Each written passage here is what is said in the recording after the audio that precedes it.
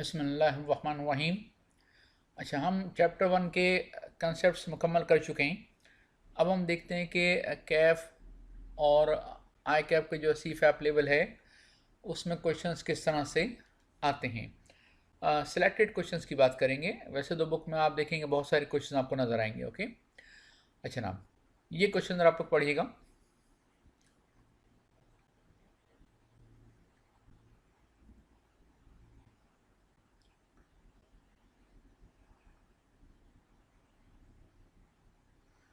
अच्छा ना, इस क्वेश्चन में मिस्टर ए पाकिस्तानी सिटीज़न हैं। अच्छा, हमारा टैक्स ईयर है 2008 और अगर कुछ मेंशन ना किया जाए तो हम नॉर्मल टैक्स ईयर अज्यूम करते हैं, यानी कि जुलाई 2007 से लेकर के और जून 2008 तक का हमारा ईयर है। अच्छा, ये नवंबर 2007 में पाकिस्तान वापस आ गए और उससे पहले वो यूएई में जॉब कर रहे थे। इसका मतलब क्या हुआ कि जुलाई से लेकर के और अक्टूबर 2007 तक उनकी यूएई की सैलरी इनकम भी आ रही है और नवंबर से लेकर के और जून तक उनकी पाकिस्तान में भी ज़ाहिर जॉब है होगी। ओके, अच्छा, अब ये बता दिया गया कि यूएई में कोई टैक्स नहीं है और हम साथ में ये भी अज्यूम करेंगे कि साथ में कोई टैक्स ट्रीटी भी एग्जिस्ट नहीं करती।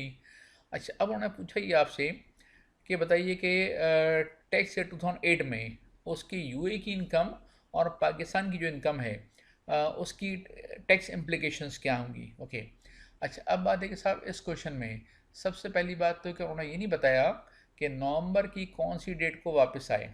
लेकिन अगर आप नवंबर के एंड से भी काउंट करें और 30 जून तक काउंट करें तो ये 183 डेज और मोर, या जिसे हम कहते हैं मोर देन 182 डेज, ये बन जाते हैं।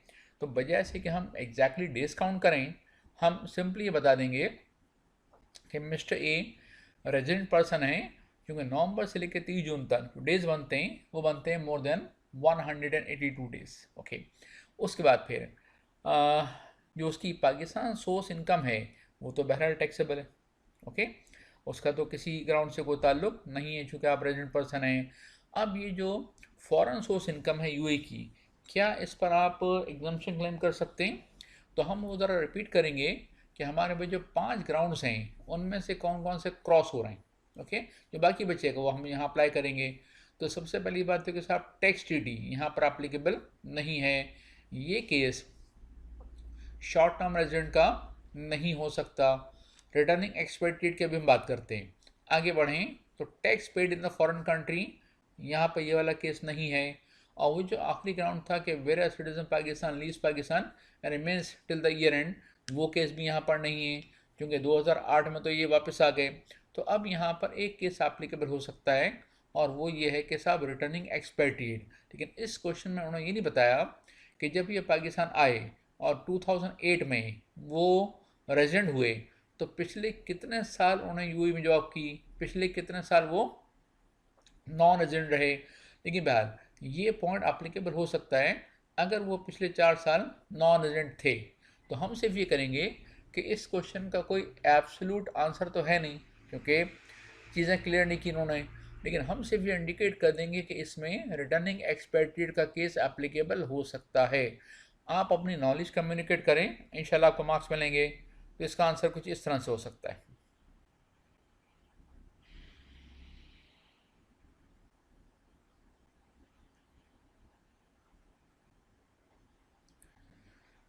तो हमने कोई एब्सोल्यूट आंसर नहीं दिया, हमने इंडिकेशन दे दी कि ये रिटर्निंग एक्सपेक्टेड का केस एप्लीकेबल इस पर हो सकता है। ठीक है, अच्छा, फिर एक और क्वेश्चन देखिएगा आप। ओके, ये है स्कोप ऑफ टोटल इनकम। तो वो जो आपको याद होगा रेजिडेंशियल स्टेटस के बाद जो हमने पैराग्राफ स्टार्ट किया था वो यही था। ठीक है ना। अच्छा, चूंकि ये है 10 मार्क्स का तो आप ये भी बताएंगे कि resident person is taxable for his world over income और non resident is taxable only for Pakistan source income. अच्छा, लेकिन चूंकि ये बहरहाल 10 मार्क्स हैं तो अब इस जो रेजिडेंशियल स्टेटस का जो स्कोप ऑफ टोटल इनकम है इसकी एक्सेप्शन भी आपको लिखनी पड़ेंगी। और वो एक्सेप्शंस क्या हैं? Short term resident, returning expatriate, tax paid in the foreign country, और आखिर में क्या था? Various citizen Pakistan leaves Pakistan remains there. Okay, इसके बाद अब एक और क्वेश्चन आप अच्छा एक काम करें, ये क्वेश्चन आपकी बुक में नहीं है तो एक काम करें कि इसको आप पहले पढ़ लें, फिर उसके बाद जो है आप इसको ज़रा सॉल्व कर लें। और उसके बाद फिर क्वेश्चन अगर आप चाहें तो इसको आप इसकी पिक्चर ले सकते हैं या इसको कॉपी कर सकते हैं। कॉपी तो आप क्या करेंगे खैर, लेकिन आप इसकी पिक्चर ले लीजिए और इसको आप सॉल्व कर लें। तो एक काम करें, ये क्वेश्चन पढ़ें आप लोग।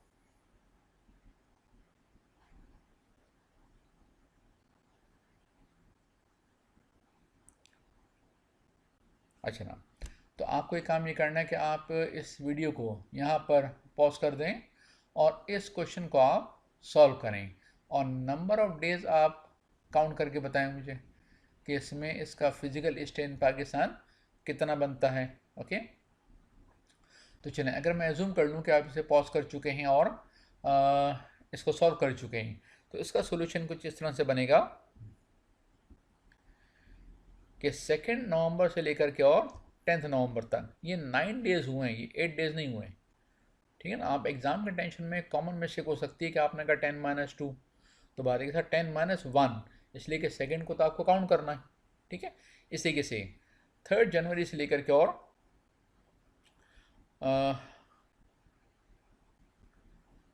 30 जून 2007 तक ये बने 179 डेज।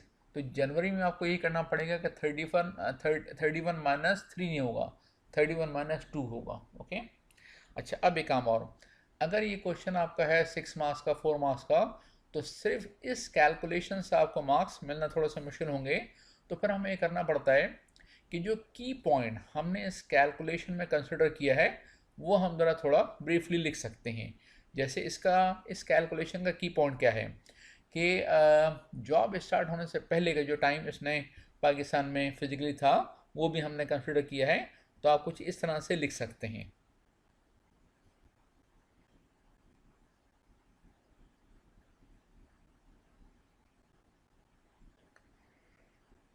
ठीक है, तो इसको आप ज़रा कॉपी कर लीजिएगा।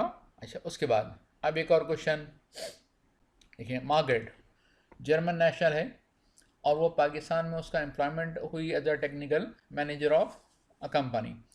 अच्छा, 1 अक्टूबर 2006 को उसका वो पाकिस्तानी उसका अपॉइंटमेंट हुआ फॉर टर्म ऑफ 2 ईयर्स।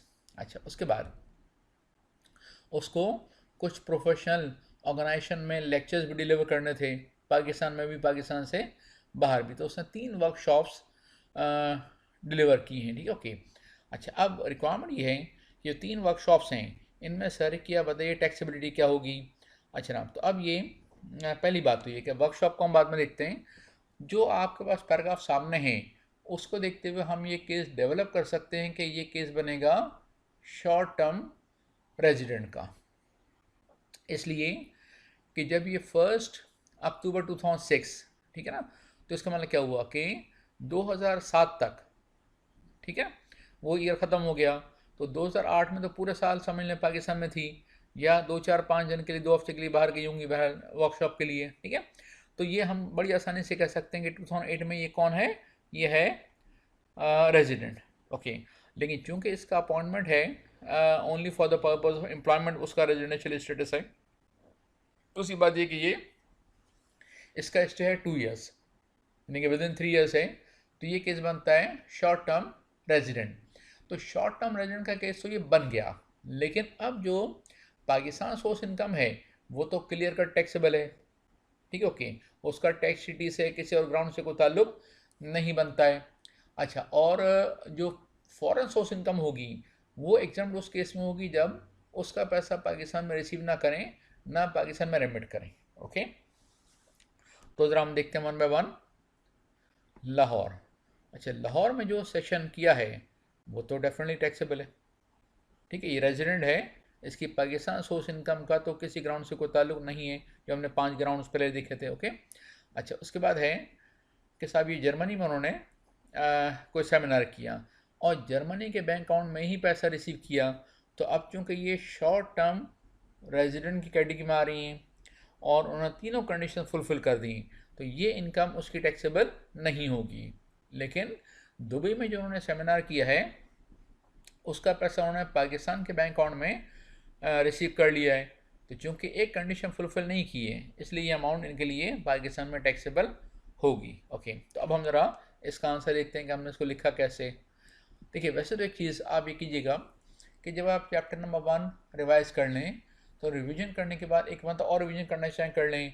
उसके बाद आप क्वेश्चन वन बाय वन, अगर आप एग्ज़ाम दे रहे हैं तो, ठीक है ना, वन बाय वन आप क्वेश्चन सॉल्व करें, और एक क्वेश्चन सॉल्व करने के बाद हमारे आंसर से उसको ज़रा मैच करें।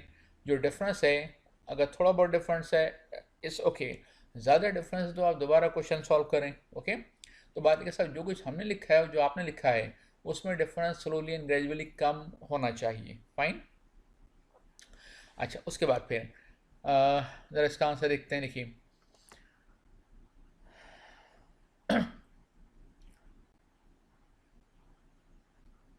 अच्छा, ये दो कंडीशन फुलफिल करने के बाद Mrs Margaret short term resident तो हो गई, लेकिन एक और कंडीशन क्या है कि वो जो फॉरेन सोर्स इनकम है वो पाकिस्तान में रिसीव ना करें, पाकिस्तान में लेकर ना आए। ओके, अच्छा, तो अब इसका मतलब क्या हुआ कि उनकी जो तीन सेमिनार्स हैं उसका इंडिविजुअल स्टेटस का क्या हो गया, सेपरेट।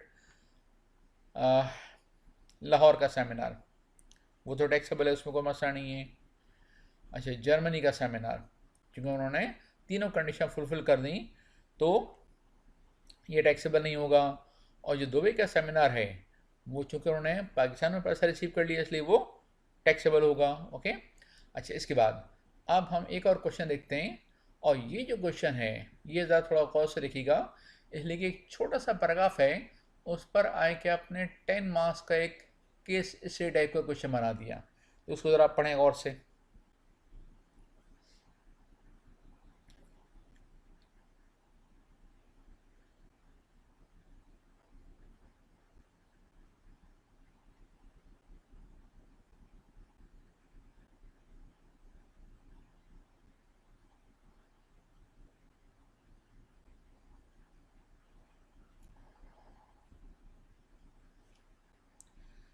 अच्छा, अगर आप पढ़ चुके हैं तो इसकी ज़रा हम समरी आपके साथ डिस्कस कर लेते हैं। देखिए, आप हैं मिस्टर काशिफ।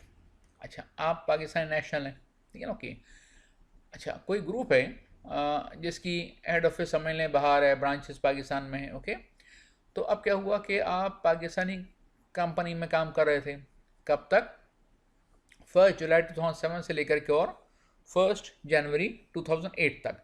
उसके बाद हुआ है कि आपको उन्होंने मिडल ईस्ट रीजन में ट्रांसफ़र करना था।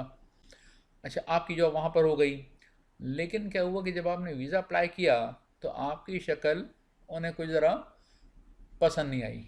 उन्होंने कहा इसकी होगी वेरिफिकेशन। अच्छा, वेरिफिकेशन करने में लग गए 2 महीने। ओके, तो अब वो ग्रुप ने क्या किया कि 2 महीने में जब तक वीज़ा नहीं आता आप पाकिस्तान में काम करते हैं उन्हीं के ग्रुप के साथ। ओके, तो अब ऐसे में 28 फरवरी तक आपने पाकिस्तान में काम किया, तो इसका मतलब हुआ कि इस साल आप हुए रेजिडेंट, क्योंकि 1 जुलाई से लेकर के और फरवरी के एंड तक अगर आप काउंट करेंगे तो डेफिनेटली 183 डेज और मोर वाला केस बनेगा। तो इसका मतलब क्या हुआ कि 2008 में आप थे रेजिडेंट। अच्छा, अभी ये 2008 एंड नहीं हुआ है, ठीक है ना। ओके, और एक प्रोग्राम ये बनना है कि आप वापस आएंगे कितने अरसे के लिए, 2 महीने के लिए।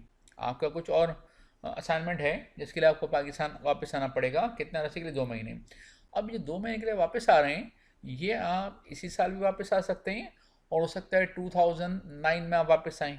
ओके, अच्छा, अब 2009 में भी अगर आप वापस आते हैं तो बात है कि साहब आप वहाँ पर नॉन रेजिडेंट होंगे। अच्छा, अब चूंकि आप कब वापस आ रहे हैं नहीं बताया, इसलिए आप इसमें एग्जैक्ट डेज काउंट करके नहीं बता सकते। आप सिर्फ ये बताएंगे कि 1 जुलाई से लेकर के और 28 फेब तक ये बनते हैं 183 डेज और मोर, और आप ये बता देंगे कि 2009 में ये कौन होंगे, नॉन रेजिडेंट होंगे। ओके, अच्छा, अब हुआ ये कि ग्रॉस सैलरी पर 20% टैक्स डिडक्ट हुआ। अब अजम्पशन हम ये ले रहे हैं कि यूएई में कोई टैक्स नहीं है, जैसे कि नहीं है, कोई टैक्स सिटी नहीं है, और 20% टैक्स डिडक्शन वो पाकिस्तान सोर्स सैलरी के लिए था। अच्छा, अब देखिए क्वेश्चन क्या है। क्वेश्चन ये है कि आप टैक्स इम्प्लीकेशन बताएंगे 2008 की भी 2009 की भी। अच्छा, आप बताएंगे सैलरी जो जनवरी और फरवरी की सैलरी है। अच्छा, पहले 6 महीने की सैलरी का तो मसला ही कोई नहीं है। ओके, तो बात ये के साथ जनवरी फरवरी की सैलरी, चूँकि आपने सर्विसेज पाकिस्तान में रेंडर की हैं, इसलिए ये पाकिस्तान सोर्स इनकम कहलाएगी और आपको टैक्स पाकिस्तान में पे करना पड़ेगा, भले आप किसी फॉरेन ग्रुप के लिए काम कर रहे हो। काम तो आपने पाकिस्तान में किया है, इसलिए क्या है, पाकिस्तान सोर्स सैलरी इनकम। और बी में उन्होंने कहा if returns to Pakistan before and if returns to Pakistan after. अब सुने ज़रा, जो आंसर तो हम आपके साथ शेयर कर लेंगे कि समरी बनेगी कि टैक्स ईयर 2008 में आप कौन है, रेजिडेंट। ओके, अच्छा, टैक्स ईयर 2009 में आप क्या हैं, नॉन रेजिडेंट। तो पाकिस्तान सोर्स सैलरी इनकम तो टैक्सेबल है, चाहे 2008 हो या 2009 हो, आप रेजिडेंट हैं या नॉन रेजिडेंट हो, ओके, उससे कोई फ़र्क नहीं पड़ता। हाँ, अब हम बात करते हैं आपकी फॉरेन सोर्स सैलरी के बारे में। अच्छा, पहले हम बात करते हैं 2009। अच्छा, 2009 में चूँकि आप नॉन रेजिडेंट हैं तो आपकी फॉरेन सोर्स इनकम एग्जम्प्ट है विदाउट एनी कंडीशन, उसके लिए कोई ग्राउंड आपको लिखने की ज़रूरत नहीं है, ओके। अच्छा, फिर बात आती है कि इसकी टैक्स है 2008 की, ठीक है, कि आपने जो कुछ अरसे दुबई में काम किया है, मिडल ईस्ट में काम किया है, तो उसका क्या होगा, ओके। तो अब ऐसे में हम देखते हैं कि कौन कौन से ग्राउंड हमारे लिए एप्लीकेबल नहीं है। तो सबसे पहले टैक्स ट्रीटी एप्लीकेबल नहीं है, फिर है रिटर्निंग एक्सपेट्रिएट, तो ये केस हमारा रिटर्निंग एक्सपेट्रिएट वाला केस नहीं है। अच्छा, शॉर्ट टर्म रेजिडेंट तो वैसे भी आप नहीं हो सकते क्योंकि आप तो पाकिस्तानी हैं। फिर उसका आता है tax paid in the foreign country, वो भी केस नहीं है। तो आप देखेंगे हमारा जो आखिरी पैराग्राफ था ना फॉरेन सोर्स सैलरी इनकम का, 2 लाइनों का, वो क्या था कि where citizen Pakistan leaves Pakistan and image abroad till the year end, वो ग्राउंड यहाँ पर एप्लीकेबल हो सकता है। कैसे, अगर ये जो 2 महीने के लिए पाकिस्तान वापस आ रहे हैं, अगर ये 30 जून के बाद वापस आते हैं तो लास्ट ग्राउंड आपके लिए एप्लीकेबल होगा और आप फॉरेन सोर्स सैलरी इनकम को एग्जाम कर लेंगे। लेकिन अगर आप ईयर एंड से पहले वापस आ जाते हैं तो वो लास्ट ग्राउंड भी आपका गया और अब आपको यूएई की इनकम पर, जो मिडिल ईस्ट की इनकम है, उस पर आपको टैक्स पे करना पड़ेगा। तो आप देख रहे हैं 2 लाइनों का एक छोटा सा पैराग्राफ है, उस पर ये 10 मार्क्स का practical question, case base case history type का क्वेश्चन उन्होंने सेट किया है। तो इसका आंसर देख लें, देखिए इसका आंसर ये बनेगा,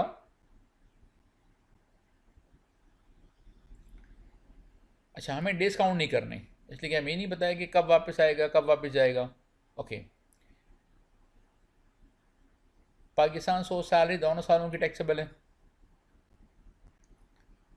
फिर 2009 में चूंकि आप नॉन रेजिडेंट हैं तो वो एग्जम्प्ट है। तो असल जो क्वेश्चन है, असल जो की पॉइंट है वो ये है। अच्छा, अब हम एक काम करते हैं, जिस पॉइंट को हम बेस बना के आंसर देने की बात करें, बेहतर है वो पहले पॉइंट आप लिखें और फिर उसके बाद आप अपना आंसर, अपना ओपिनियन आप दें।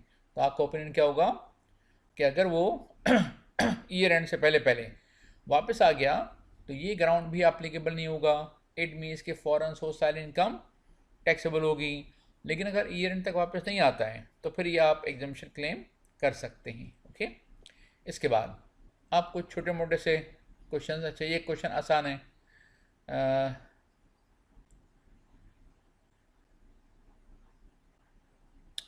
लेकिन अब 6 साल से आप पाकिस्तान से बाहर थे तो हम ये जूम कर सकते हैं कि नॉन रेजिडेंट थे, ओके। अच्छा, अब पाकिस्तान वापस आए वो जुलाई 2006, it means tax year 2007, right.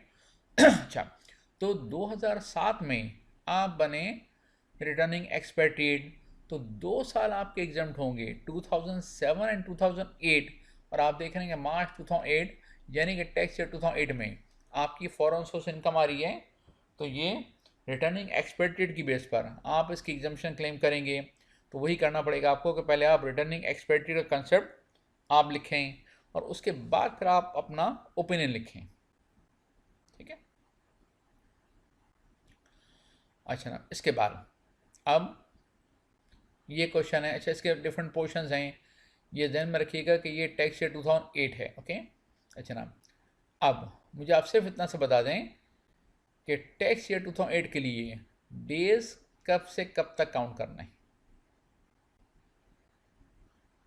अच्छा, 1 अप्रैल 2007 से लेकर के और 30 सितंबर 2007, 6 महीने वो पाकिस्तान में रहा, ओके। तो अब क्या आप पूरे 6 महीने काउंट करेंगे? The answer is no. आपको टैक्स ईयर 2008 के लिए और अगर कुछ मेंशन ना किए जाएं तो हम नॉर्मल टैक्स ईयर अज्यूम करते हैं। तो आपको डेज काउंट करने होंगे 1 जुलाई से लेकर के और 30 सितंबर तक, ठीक है ना। अच्छा, अगर किसी ने एग्ज़ाम के टेंशन में पूरे 6 महीने काउंट कर लिए तो फिर उसका रिजल्ट भी आएगा कि 6 महीने, तो फिर ठीक है 6 महीने। ओके। अच्छा, इसके बाद ये क्वेश्चन,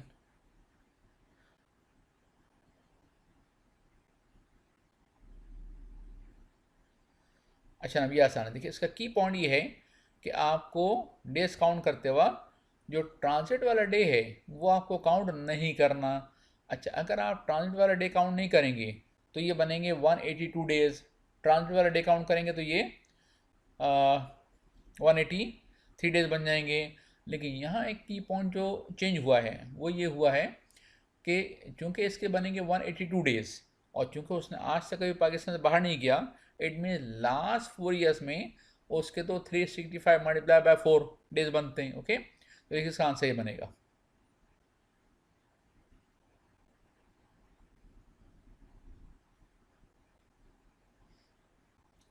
तो ये 182 डेज की बेस पर तो रेजिडेंट नहीं बना, लेकिन 120 और मोर और प्लस 365 डेज उसकी बेस पर ये रेजिडेंट बन गए। ओके। अच्छा, इसके बाद फिर ये पोर्शन आसान है। अच्छा, federal government employee days count नहीं करने, ये तो रेजिडेंट होंगे। ओके। अच्छा ना, इसके बाद ये ज़रा पढ़ें।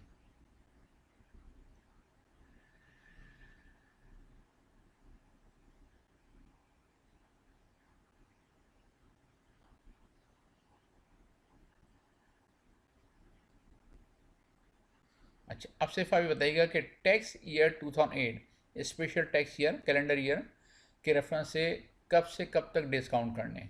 तो कैलेंडर ईयर का मतलब क्या हुआ कि टैक्स ईयर 2008 के लिए जो आपका ईयर एंड होगा वो होगा 31 दिसंबर 2007। तो आप ये करोगे कि डिस्काउंट करोगे कब से कब तक, 31 जुलाई से लेकर 31 दिसंबर तक।